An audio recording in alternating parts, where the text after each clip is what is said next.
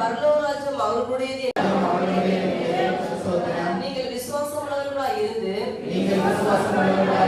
ஜெபத்தில் எதை கேட்கிறீர்களோ அவைகளை பெற்றுக்கொள்வீர்கள் என்றே உமக்கு ஸ்தோத்திரம். சங்கீவை தெரிந்து கொண்ட தேவனே உமக்கு ஸ்தோத்திரம்.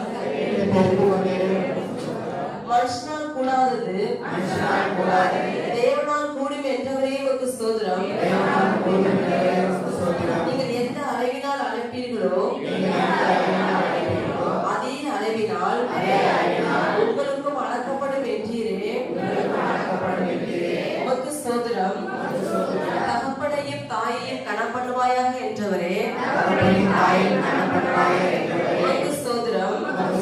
ஆவியானவரே உமக்கு ஸ்தோத்திரம். அன்பின் ஆவியானவரே உமக்கு ஸ்தோத்திரம். நிறைந்த ஆவியே உமக்கு ஸ்தோத்திரம். மகிமை நிறைந்த ஆவியானவரே உமக்கு ஸ்தோத்திரம்.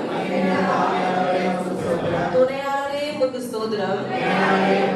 பரிசுத்த ஆவியானவரே உமக்கு ஸ்தோத்திரம். வல்லமை நிறைந்த ஆவியே உமக்கு ஸ்தோத்திரம்.